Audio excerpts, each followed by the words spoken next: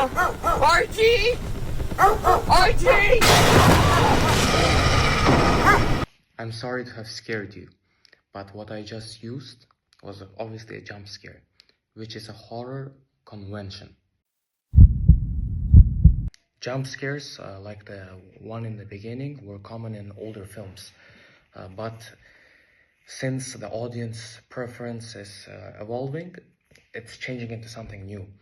Now, audience, they don't want straightforward jump scares, but rather they prefer slow build-up tension rather than a direct one. And that is exactly why I used common conventions like low-key lighting, slow camera movement, and unsettling sounds. For example, I used longer shots and slower movement to build tension gradually instead of fast-paced editing. Lighting also changes throughout the film.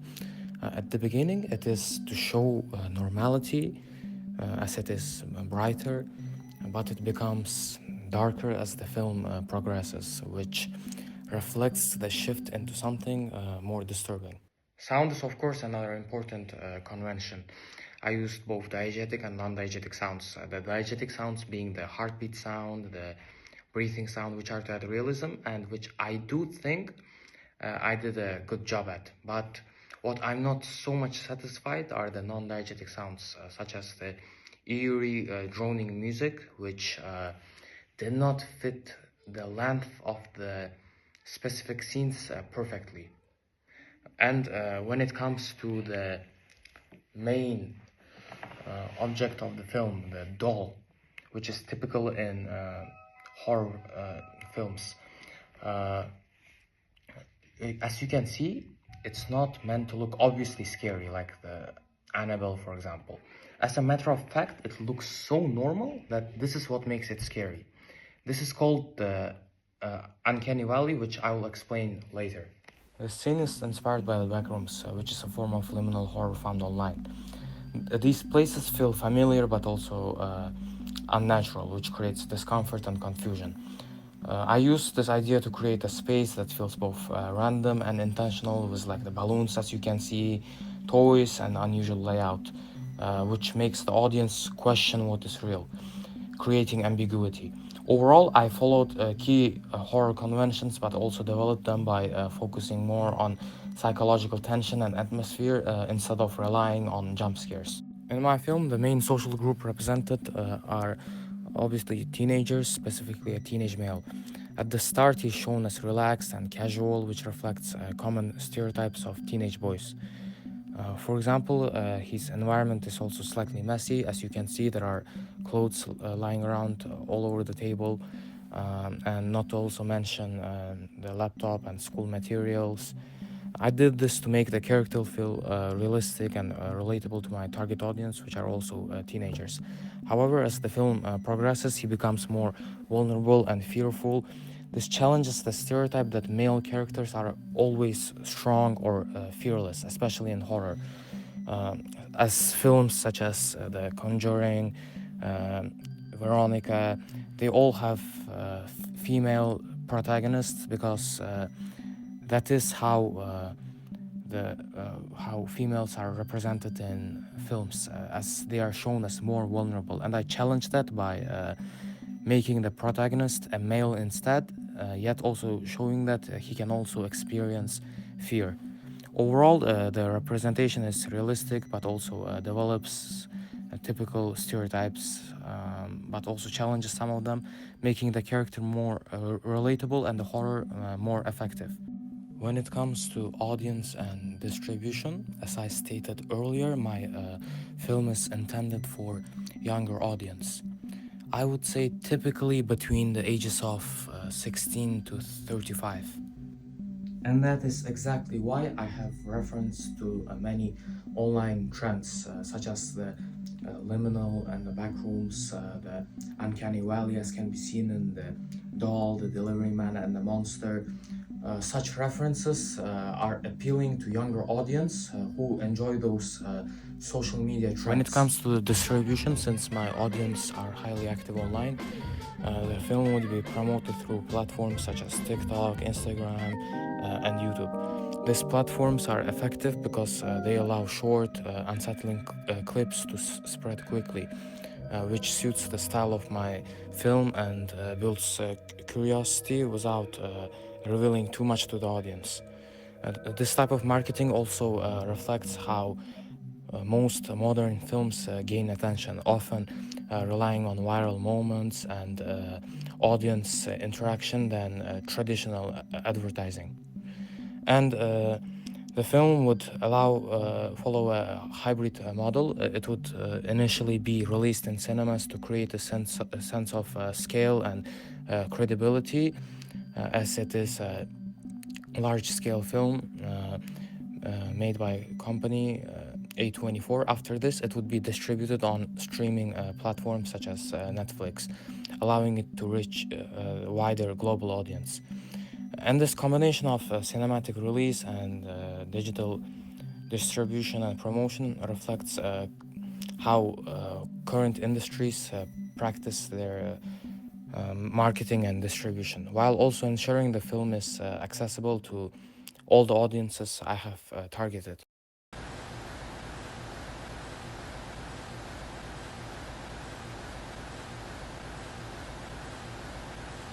Skills development and production reflection. So during the production, I developed quite a range of practical skills, but there were also some challenges that actually helped me improve. One of the main difficulties was the POV torch scene. It was hard to control both the camera and the torch at the same time, especially keeping them aligned. I realized that holding them closer to my chest and slowing down my movement made the shot feel more controlled and realistic. Another challenge was the weather. I originally planned to use natural outdoor ambient sounds like the crickets, but because of the unexpected rain, I had to change my approach. Instead of seeing that as a problem, I adapted by adding rainfall sound in the indoor scenes, which actually helped maintain realism than having complete silence. Lighting was something that worked well, especially in the balloon room. The blue and purple LED lighting helped create the dreamlike psychological atmosphere that I was aiming for. But in contrast, the corridor scene was initially too dark. This made me realize that lighting looks fine in real life doesn't always look well on camera. Because of that, I adjusted the lighting and became more aware of how it affects shots, not just the mood. I also improved my editing skills. For example, I used J-cuts to make transitions between scenes feel smoother and more natural instead of a prod. Acting was another area that was more challenging than I had expected, especially trying to focus both on performance and remembering dialogue at the same time. If I were to improve this, I would rehearse more and memorize lines earlier so the performance feels more natural. Planning played an important role as well. My storyboard helped me make sure I captured all the necessary shots without missing anything.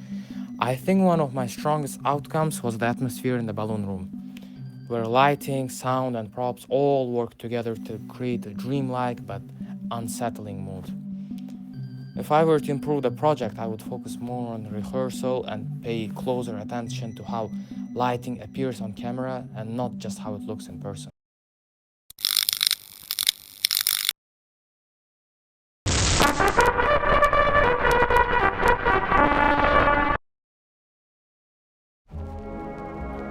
Use of technology. Technology played a really important role throughout both the production and post-production of my film opening. I used multiple LEDs in the balloon room,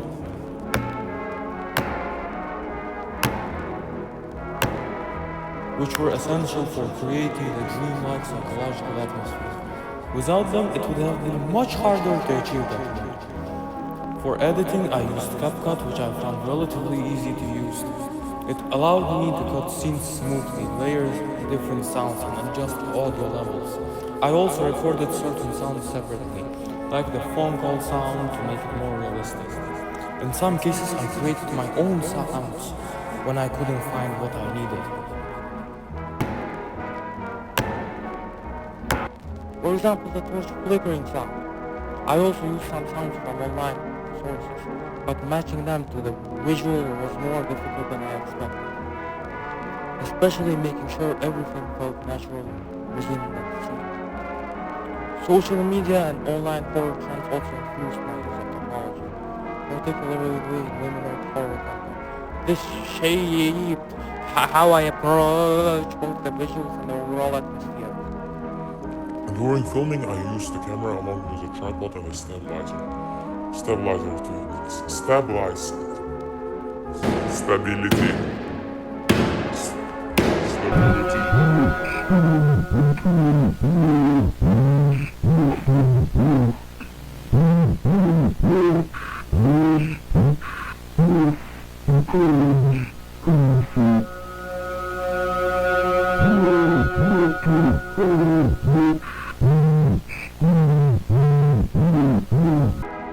Stabilizer helped reduce camera shake and made movements look much smoother, especially in tracking shots.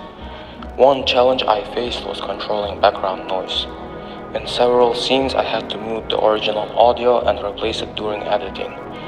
Because of this, if I were to improve next time, if there is a next time, I would focus more on capturing clean audio during filming so I wouldn't need to rely as much on adding sound later.